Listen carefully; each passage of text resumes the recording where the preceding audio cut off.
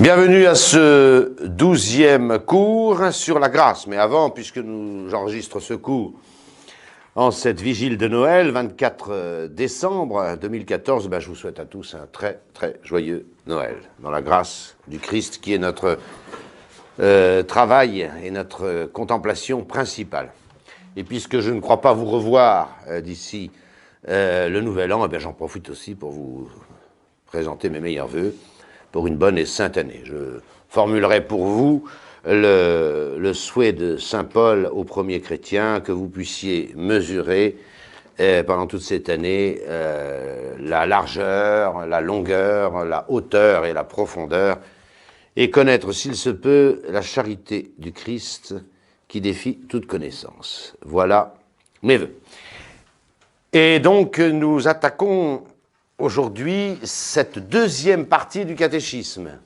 Je vous rappelle que le catéchisme catholique est divisé en 3 parties. Les vérités que nous devons croire, nous les avons vues. La 3e partie, les commandements, la morale catholique. Et puis, au milieu, cet intermédiaire de la vie avec Dieu. Et la vie avec Dieu, cette union avec Dieu, cette intimité avec Dieu, elle a un principe sans lequel il n'y en a pas de vie avec Dieu, c'est la grâce. Et c'est donc de la grâce que nous allons parler aujourd'hui. On peut dire que la grâce de Dieu, cette deuxième partie du catéchisme, car au fond, cette partie est faite de quoi? De la grâce, de ce principe d'union avec Dieu, et puis les 2 moyens d'obtenir la grâce, la prière et les sacrements. Et voilà cette deuxième partie. La grâce et ces 2 moyens, ces 2 canaux, la prière et les sacrements. Donc, c'est une caractéristique de la religion catholique. Dans toute religion, il y a quoi? Je l'ai dit dans mon premier cours, il y a quelques vérités, minimum. Et là, nous avons vu que la vérité de la foi catholique est quand même assez vaste, mais parce qu'on n'a pas tout dit, loin s'en faut. Il y a toujours dans les religions une morale. Alors, généralement, elle occupe la place énorme. Les religions, que ce soit les religions de l'Inde, de la Chine, que ce soit l'islam, que ce soit le judaïsme, c'est davantage une série de préceptes que des vérités à croire. Mais pratiquement dans aucune, à part peut-être un peu le judaïsme, qui est quand même l'ancêtre du christianisme, il n'y a cette vie d'intimité avec Dieu. Elle est considérablement dans l'Ancien Testament. Regardez les psaumes et l'intimité qu'ils supposent des auteurs et de ceux qui récitaient les psaumes avec Dieu. C'est étonnant. 1000 ans avant notre Seigneur Jésus-Christ. Il est évident que la religion du Seigneur a repris cela intensément parce que la grâce, si la loi nous a été donnée par Moïse, comme dit saint Jean, la grâce et la vérité nous sont venues par Jésus-Christ. Donc cette vie d'intimité par le Christ avec Dieu occupe une place prépondérante et on peut dire que c'est une caractéristique de la religion catholique. Et voilà pourquoi je vous dis tout simplement en introduction que ce n'est pas simplement une vérité à croire, ce n'est pas non plus simplement une morale à pratiquer, c'est une intimité, une vie d'intimité avec Dieu.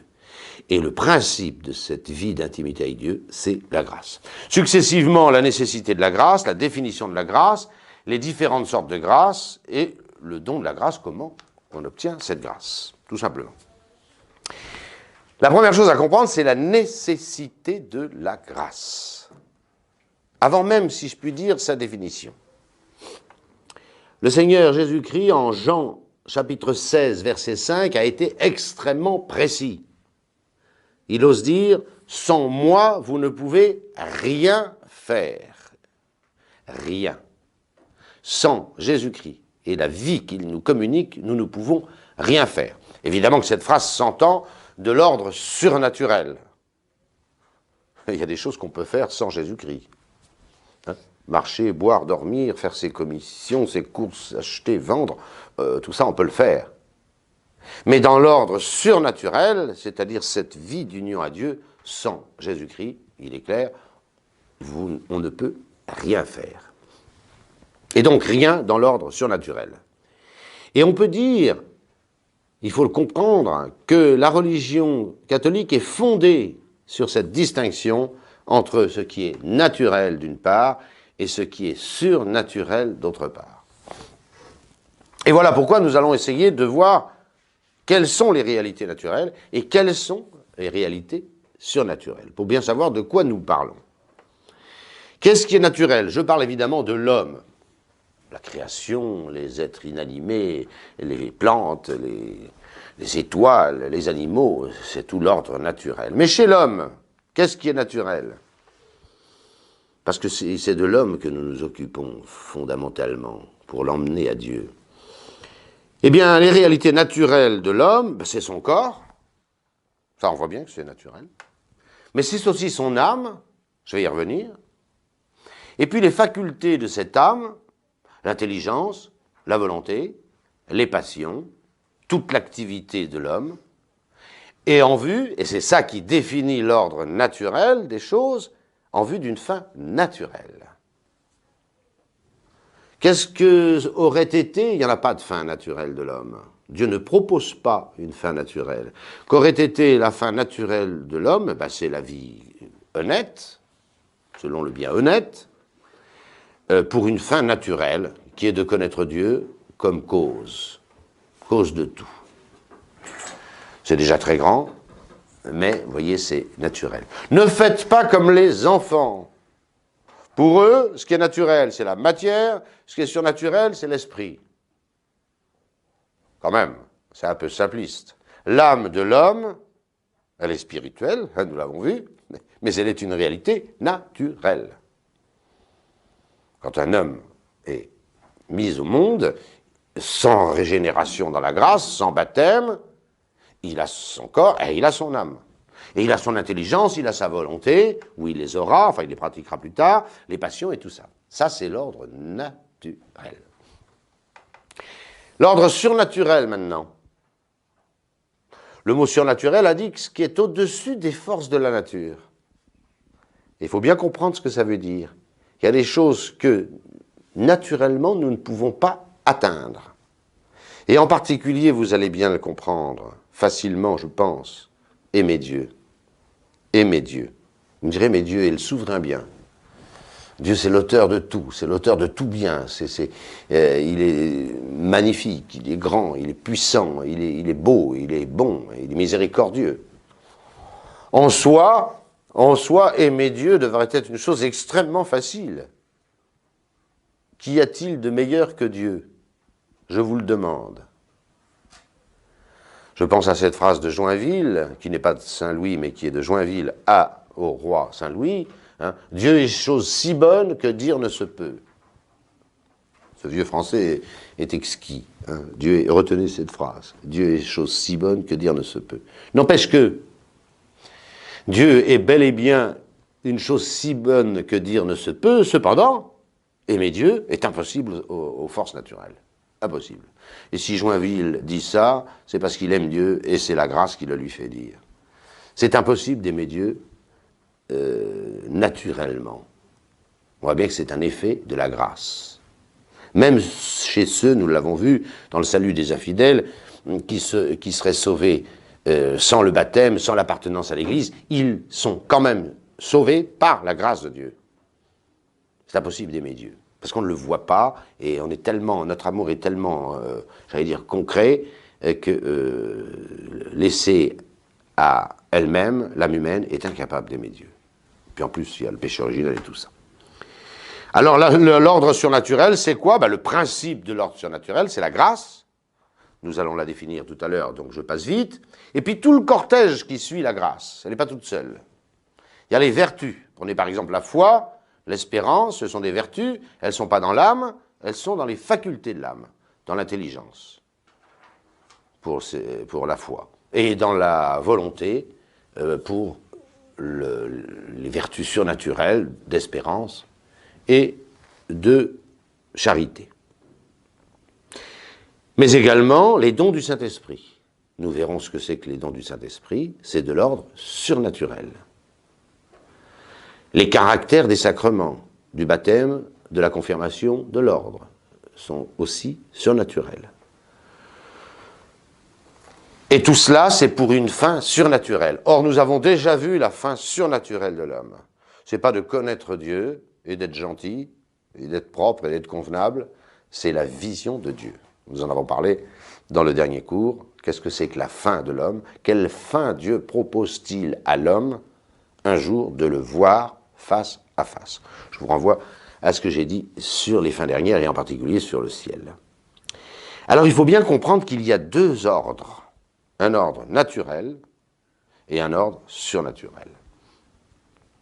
Et le catholicisme est fondé sur cette distinction.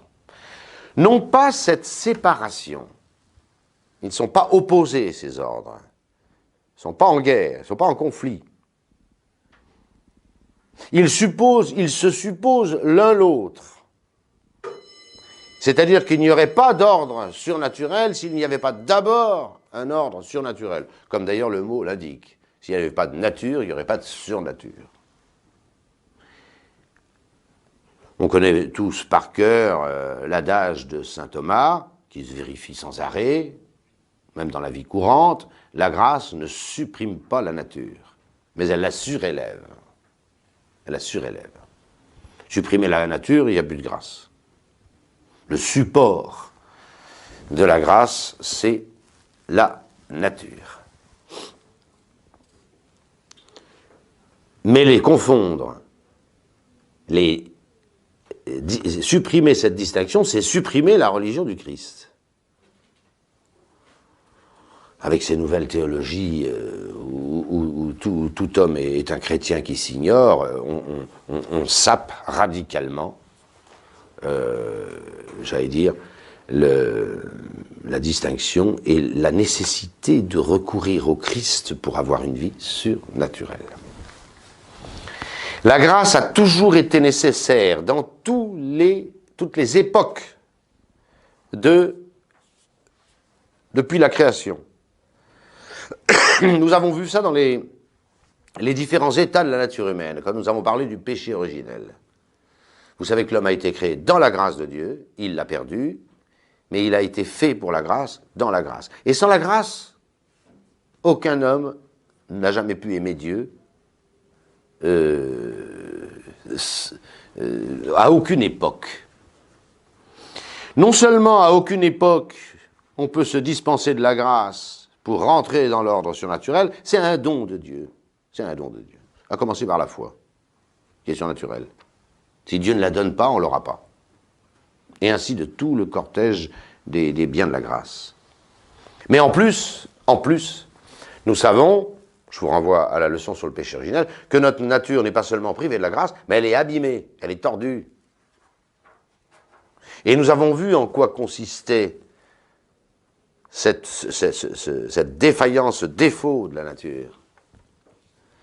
C'est que l'homme est incapable du bien qui est le sien, de tout le bien en tous les cas qui est le sien. On pourrait croire qu'un homme, s'il fait des efforts selon la nature, il arrivera à obtenir le bien de sa nature. C'est faux, c'est faux. L'homme a besoin de la grâce en tout temps, mais il a encore plus besoin de la grâce parce qu'il est tordu par le péché originel. Qu'est-ce que ça veut dire? Ça veut dire que l'homme est incapable de son bien naturel. Il est incapable, pas seulement de l'ordre surnaturel, ça c'est en tout temps, mais il est incapable du bien naturel. Concrètement, tous les théologiens catholiques enseignent qu'il est impossible de pratiquer tout, j'ai bien dit tout, quelques-uns, si, mais il est impossible, sans la grâce, de pratiquer tous les commandements de l'ordre naturel. C'est impossible. Vous connaissez ces 10 commandements, nous les reverrons en troisième partie. Le premier, par exemple. Tu aimeras le Seigneur ton Dieu de tout ton cœur, de toute ton âme, de tout ton esprit, de toutes tes forces. L'homme est incapable de ça. Et même les commandements de l'ordre moral, ne pas tuer, ne pas voler, ne pas prendre la femme du voisin, ne pas convoiter, etc., ne pas mentir, même. Alors l'homme est capable de tel ou tel commandement. Il y a des gens honnêtes Il y a des païens honnêtes sur le mensonge, par exemple, ou sur le vol, qui ne volent pas. C'est possible. Mais quelqu'un qui pratique tous les commandements, c'est impossible sans la grâce.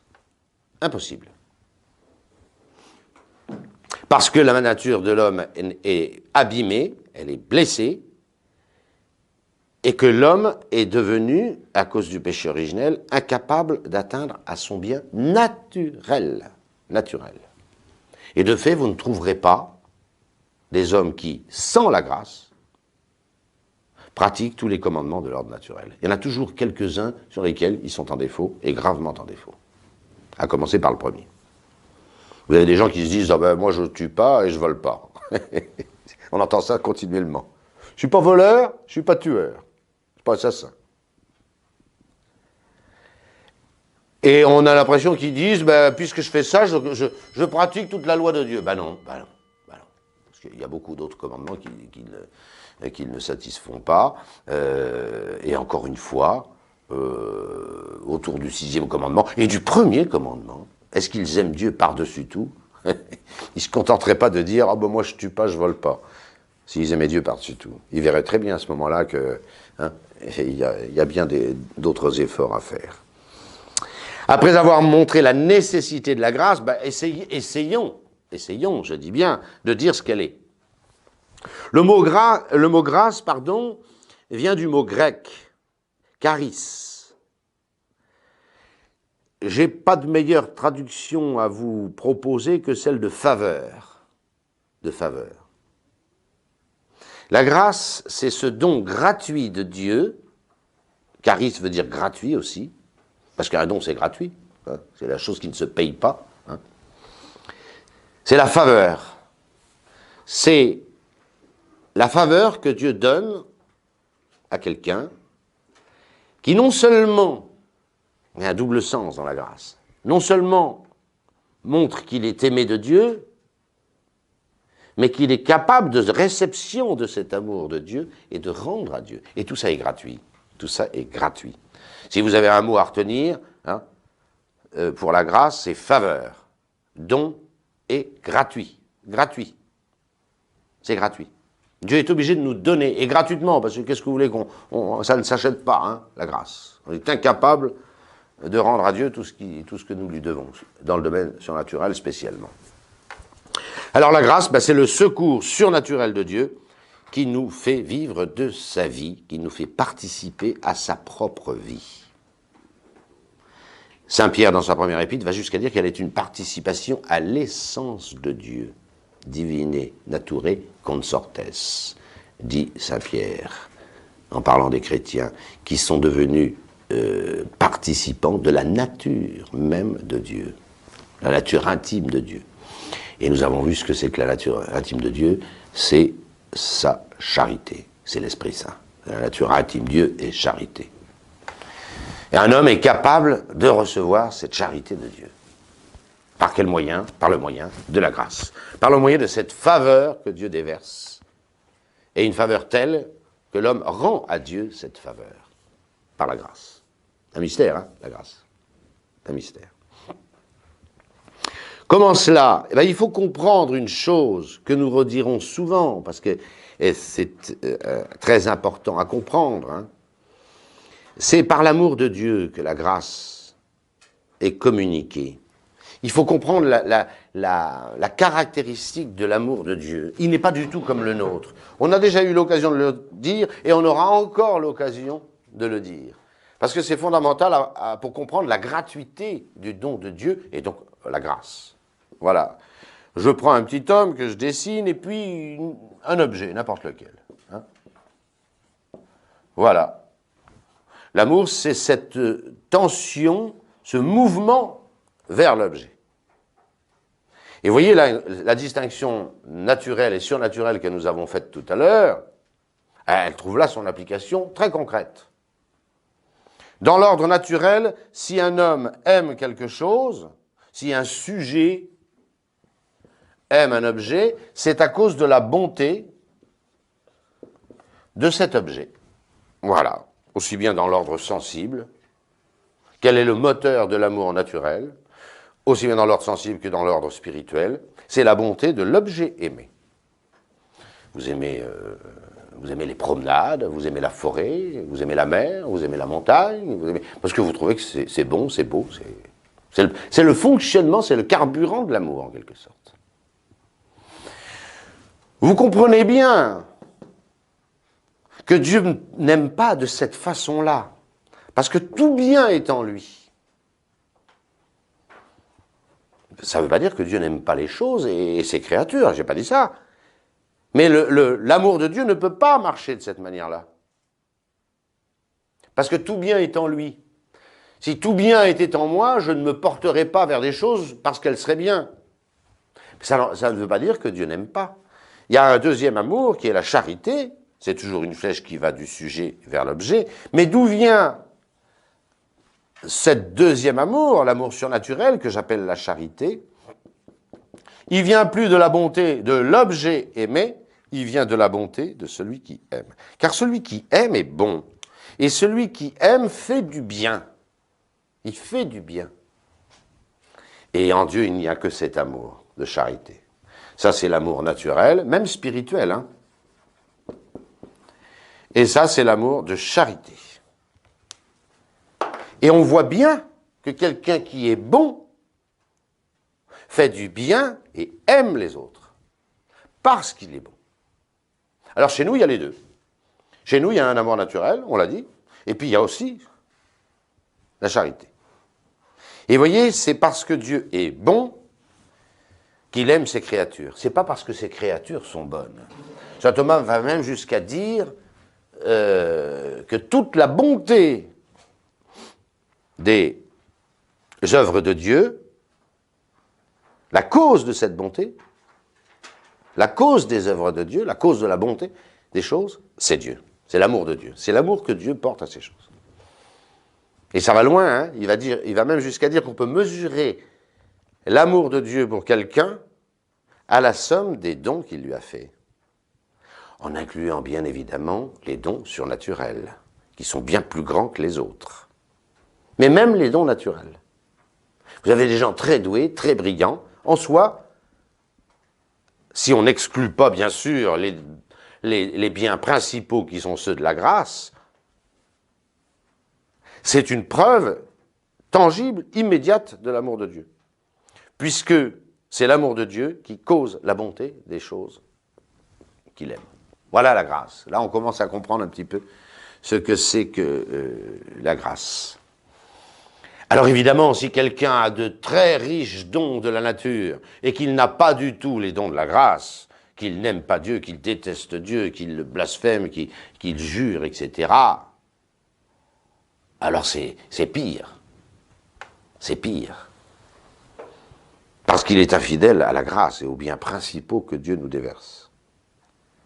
Mais chez les grands saints, vous voyez, ils avaient tout. Saint Augustin, il avait tout. Et l'intelligence, et la rectitude, et la droiture, et l'amour de Dieu, etc. Ils sont complets. Et on voit, c'est que Dieu les aime davantage. Dieu est un être libre, et quand il aime, il donne. Et c'est pas la bonté de Saint Augustin qui fait qu'il est aimé de Dieu, c'est l'amour de Dieu qui fait, pour Saint Augustin, tous les dons qu'il a reçus. Là, nous sommes en plein dans la grâce. Si vous avez compris ça, vous avez compris la grâce. C'est ce que dit saint Paul de toutes les manières dans ses épîtres. Hein. Je vous ai cité quelques phrases de l'épître aux Romains. La charité de Dieu a été répandue dans nos cœurs par l'Esprit Saint qui nous a été donné. Vous voyez, on ne peut pas construire cet amour. On est obligé de le recevoir. C'est l'amour de Dieu. Il est en Dieu, cet amour. Dieu est amour, et quand Dieu aime, il fait du bien. Et qu'est-ce qui fait que nous, on reçoit cette charité? La charité divine a été répandue dans nos cœurs par l'Esprit Saint. L'Esprit Saint qui nous est donné. Ceux-là sont fils de Dieu, autre citation de saint Paul aux Romains, ceux-là sont fils de Dieu qui sont menés par le Saint-Esprit. C'est le Saint-Esprit qui communique la charité. Et la grâce et la charité, ça va toujours ensemble. La grâce, c'est cette faveur que Dieu donne parce que lui est charité. Et je pense que la meilleure application immédiate, c'est que, je vous l'ai dit tout à l'heure déjà, concrètement, nous sommes incapables d'aimer Dieu. Incapables. Alors que Dieu est évidemment, même les Grecs l'avaient compris, l'être le plus désirable qui soit, parce que le plus grand, parce que le meilleur, parce que le plus beau, nous sommes fichtrement incapables d'aimer Dieu. Si ce n'est que Dieu nous donne de l'aimer.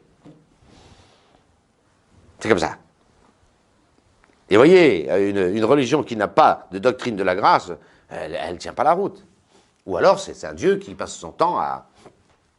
qui n'est que justicier. Voilà, il n'y a pas de vie intime avec Dieu. Voilà ce trésor de la grâce. On pourrait en parler des heures, de bien d'autres manières, mais je pense qu'en retenant ces grands principes de faveur, de dons gratuits, et qui ne peut venir que de Dieu, parce que c'est l'amour de Dieu qui produit cette bonté des êtres, alors on entre un peu dans ce mystère de la grâce. Distinguons les différentes sortes de grâce. Je vous ai mis deux grandes distinctions. Alors la première est vraiment classique, elle est dans tous les catéchismes, même pour les enfants. On distingue cette faveur de Dieu en grâce sanctifiante, ou encore appelée habituelle, ou bien la grâce actuelle. Disons un mot de chacune d'elles. La grâce, quand on parle de la grâce en général et sans préciser, c'est la grâce sanctifiante ou habituelle. On l'appelle sanctifiante, ce don de Dieu, parce qu'il nous rend saints. Il nous rend saints. C'est-à-dire qu'il nous rend, j'allais dire, il nous rend capables, mais il nous met au diapason de Dieu. Je vous l'ai dit tout à l'heure, Saint Pierre dit qu'on devient participant de la nature même de Dieu. Et on devient saint. La sainteté, c'est deux éléments. Hein. C'est l'absence d'impureté, de mélange, voilà, de compromission, si je puis dire. Et puis, ça c'est la matière, et puis la forme de la sainteté, c'est la proximité avec Dieu, parce que c'est Dieu qui est saint. Et quelqu'un qui s'approche de Dieu se sanctifie. Quelqu'un qui s'éloigne de Dieu fait le contraire. Cette grâce première, fondamentale, sanctifiante, on l'appelle encore habituelle, parce qu'elle est chez nous de façon stable, durable, permanente. Par opposition à la grâce actuelle. On a habituellement la grâce sanctifiante. C'est-à-dire que c'est un habitus, pour parler philosophiquement, c'est une disposition durable, habituelle, qui demeure. Et voilà pourquoi on parlera d'un état de grâce. Un état de grâce. Tant qu'on n'a pas fait une faute grave, on est dans l'amour de Dieu, et on y reste. Et à tout moment. Et à tout moment. Même quand on dort. Quelqu'un qui dort, s'il est dans la grâce de Dieu, il aime Dieu par-dessus tout. Ce n'est pas un acte. C'est une disposition habituelle. Voilà. Et on voit bien que des gens sont habituellement disposés à aimer Dieu. Tandis que d'autres ne sont pas habituellement disposés à aimer Dieu. Alors, il y a qu'à entendre ce qu'ils disent sur lui. Voilà la grâce sanctifiante ou habituelle, d'où l'état de grâce. Ça se distingue, ça ne s'oppose pas bien sûr, ça se distingue de la grâce actuelle. La grâce actuelle est un secours passager, c'est une motion, c'est un coup de pouce, c'est un mouvement que Dieu donne pour nous aider. Mais dans un acte, et voilà pourquoi on l'appelle la grâce actuelle. Vous allez mentir, vous allez calomnier quelqu'un, et puis, ah, vous dites, non, il ne faut pas que je fasse ça. C'est un secours ponctuel de Dieu. Ponctuel. Et ça rend surnaturel l'acte que nous faisons. Ça rend surnaturel. On peut recevoir des grâces actuelles, Dieu merci, sans être dans l'état de grâce, dans cette charité habituelle avec Dieu. Et sinon, le pécheur n'arriverait jamais à s'en sortir. Quand on a perdu la grâce de Dieu, Est-ce que Dieu nous abandonne tout à fait? Ben non. Sinon, on n'en reviendrait pas vers lui. Ce serait impossible. Et la seule chose que Dieu peut faire avec quelqu'un qui ne l'aime plus, Dieu continue d'aimer, lui. Mais quelqu'un qui n'aime plus Dieu, qui n'a plus cette grâce habituelle, ben c'est Dieu peut l'aider encore, heureusement. Sinon, il en sortirait jamais de son état de péché, s'il n'y avait pas la grâce actuelle. Il y a une distinction plus théologique et très subtile, si je puis dire. Et une deuxième distinction de la grâce, c'est la grâce suffisante ou la grâce efficace. Voilà. J'ai mis cette distinction, elle n'est pas dans les catéchismes pour enfants. C'est vraiment pour les adultes. Mais vous en entendrez parler. Qu'est-ce que c'est que la grâce suffisante? Vous allez comprendre. C'est celle que Dieu ne refuse à personne. Alors attention, la grâce suffisante et la grâce efficace sont deux distinctions de la grâce actuelle, pas de la grâce habituelle. La grâce actuelle, le secours passager que Dieu donne dans l'action, se distingue en grâce suffisante ou grâce efficace. La suffisante, c'est celle qui, comme son nom l'indique, suffit. C'est-à-dire, c'est celle que Dieu ne refuse à personne pour faire le bien. Et Dieu ne la refuse à personne. Tout le monde a la grâce suffisante. Mais, parce que l'homme y met obstacle, on peut toujours mettre obstacle à la grâce de Dieu. On est libre. On peut dire non à la grâce de Dieu. Je vous ai pris un exemple, quelqu'un va mentir ou calomnier un autre, Dieu lui envoie un secours, mais il ne fait pas ça, c'est mal. Mais il peut quand même le faire. Il dit, je m'en fiche, je mens quand même, ou je calomnie quand même. Il peut résister à la grâce. Cette grâce suffisante, c'est celle que Dieu donne à tous, mais par la faute de l'homme, à cause du péché de l'homme, elle ne produit pas son effet.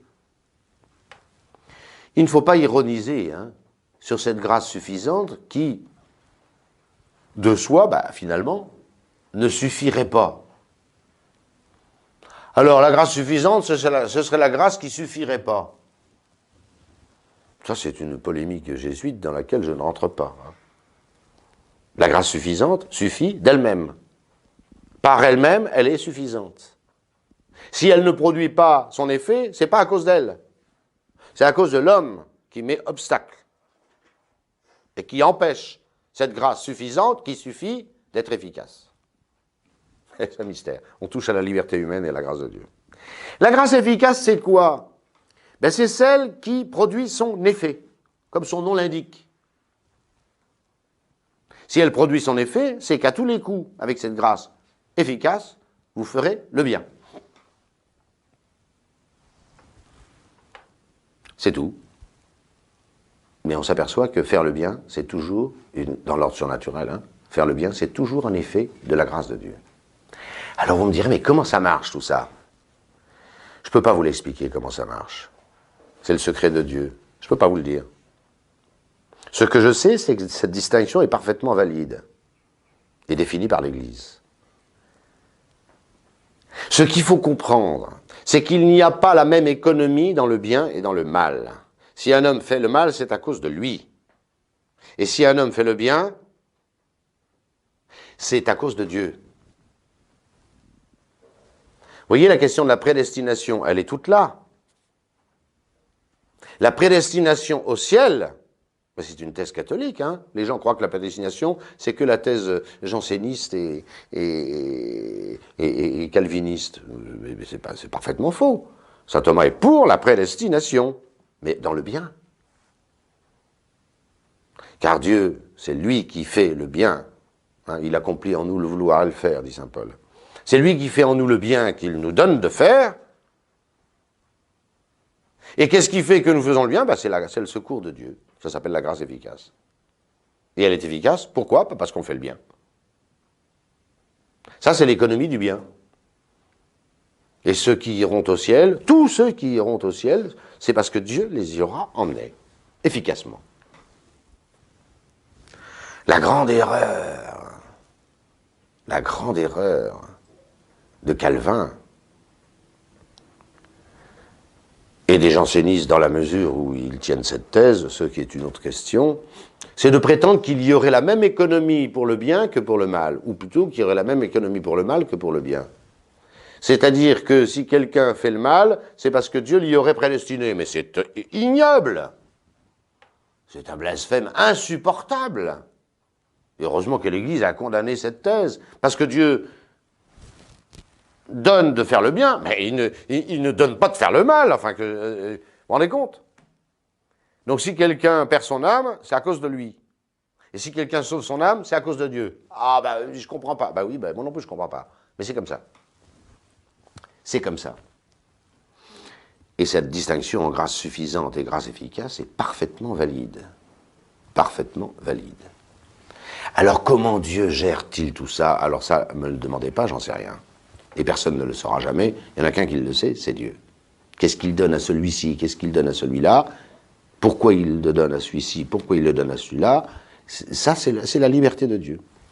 J'ai mis une petite note quand même sur la grâce efficace. On a l'impression que la grâce efficace, c'est un don de Dieu tel que, automatiquement, et donc, sans liberté, vous faites le bien. De fait, la grâce efficace fait faire le bien de façon infaillible. Ça, c'est vrai. Est-ce dire que l'homme n'y est pas libre? Attention. Pas du tout. Dans la grâce efficace, l'homme reste parfaitement libre. Mais parfaitement libre. Pourquoi? Parce qu'un homme qui vous forcerait à faire quelque chose, il entraverait votre liberté. Parce qu'il n'a pas de pouvoir sur votre liberté. Mais Dieu, qui vous fait faire quelque chose, peut entièrement vous laisser libre. La liberté, c'est la propriété d'un acte volontaire.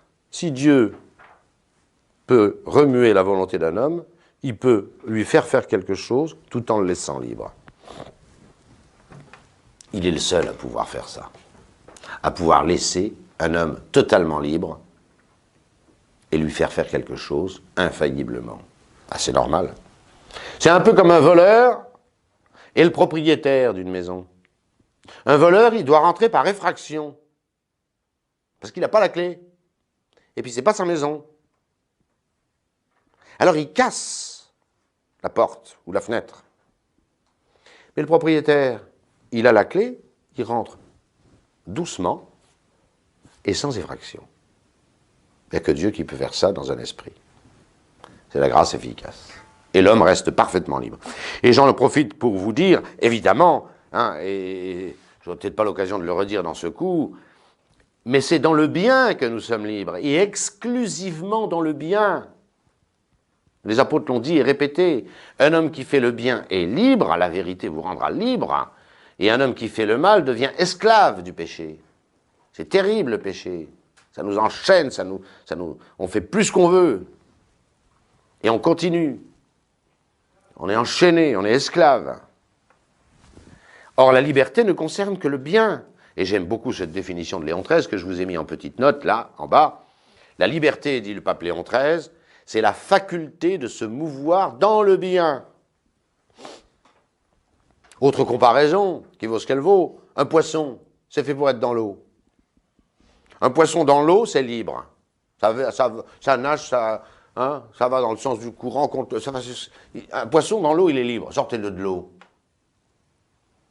Ben, il a plus qu'une possibilité, excusez-moi, c'est de crever. C'est exactement comme pour nous. Dans le bien, nous sommes parfaitement libres. Parce que nous choisissons le bien. Et notre volonté n'est pas violentée. Dans le mal, on subit. On devient esclave du mal. Il n'y a pas de liberté pour le mal. C'est pourquoi j'ajoute, ne confondez pas la liberté et le libre arbitre. La liberté, c'est la propriété de l'acte volontaire. Le libre arbitre, c'est la possibilité pour un homme de n'être pas nécessité, de faire ceci ou cela. Ça, c'est le libre arbitre. C'est vrai que je peux faire le bien ou je peux faire le mal. Ça, c'est le libre arbitre. Mais la liberté, c'est la propriété de l'acte libre, de la volonté, et la volonté n'est faite que pour le bien.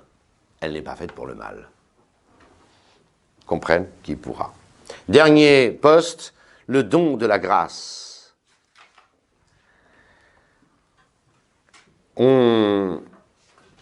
C'est Dieu qui mesure la grâce.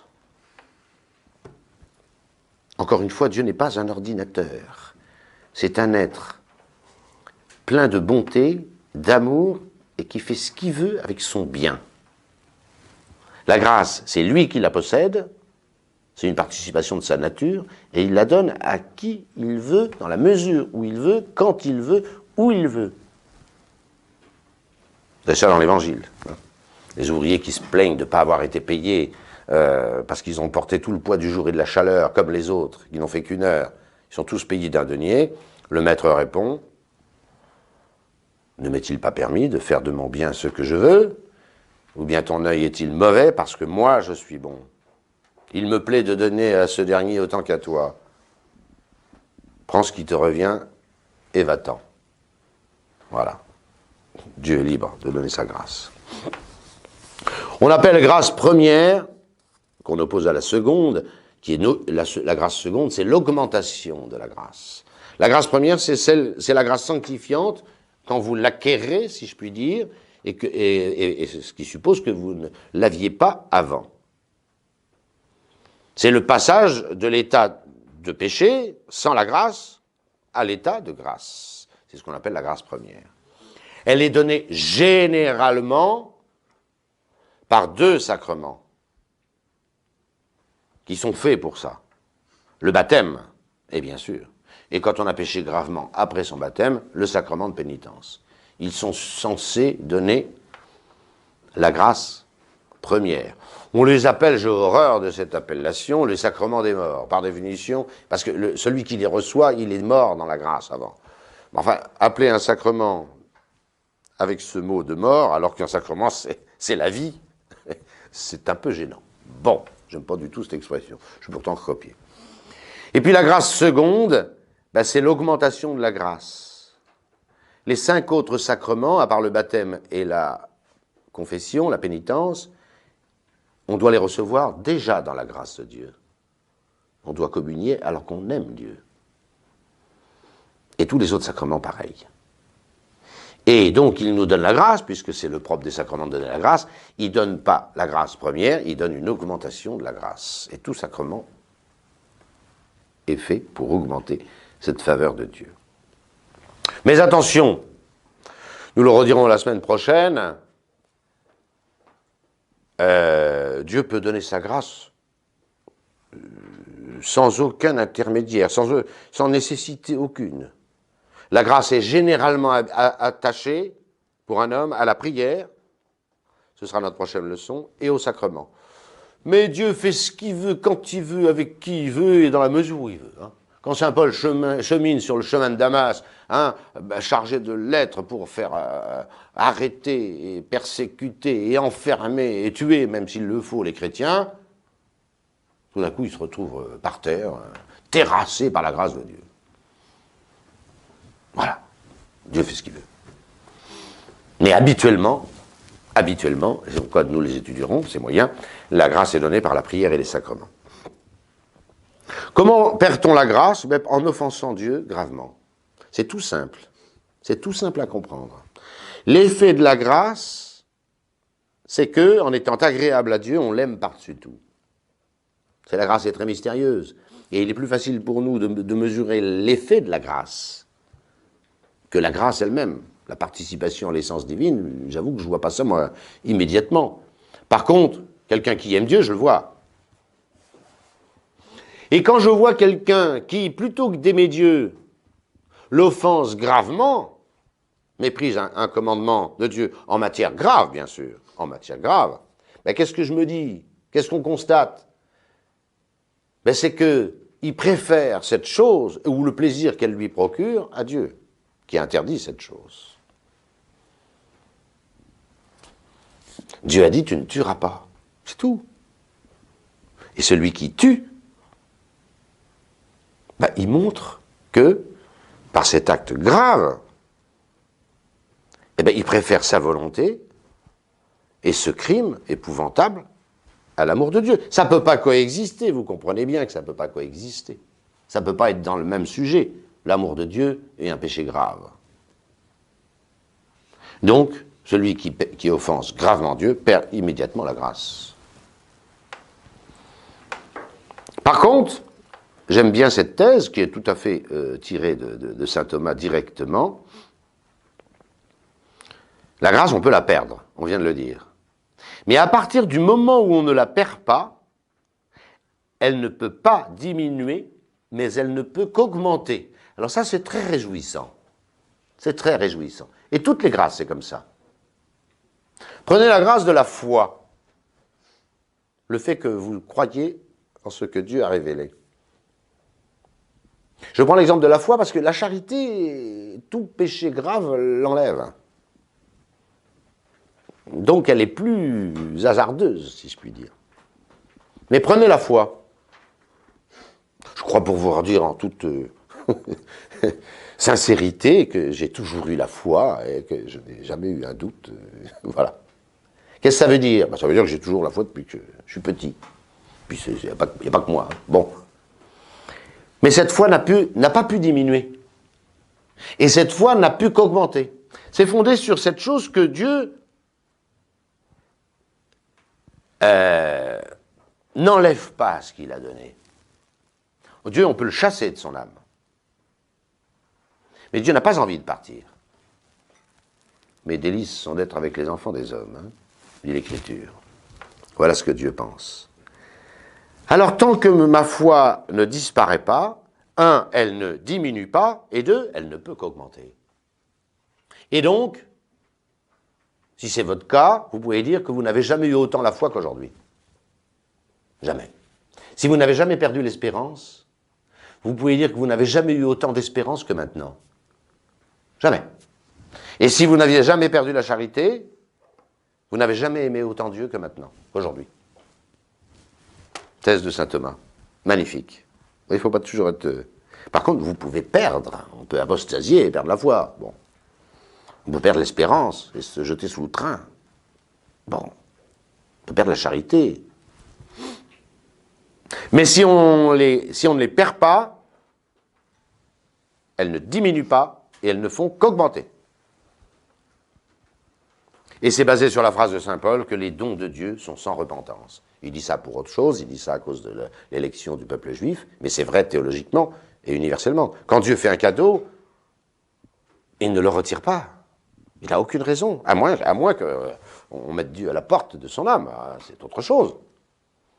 Mais Dieu ne reprend pas au compte-gouttes ce qu'il a donné. C'est contraire à Dieu. Saint Paul dit ça à propos du peuple juif. Le peuple juif est le peuple élu, et il l'est, et il le restera. Dieu ne le lui retire pas. Il est infidèle à la réception du Christ. Il est venu chez les siens, et les siens n'ont pas reçu. C'est un fait terrible. Mais ce choix que Dieu a fait du peuple juif, il est définitif. C'est le peuple élu. Voilà, c'est lui qui nous a donné le Christ et les apôtres. Et Abraham, et Isaac, et Jacob, et David, et Salomon, et tous les autres. C'est le peuple juif.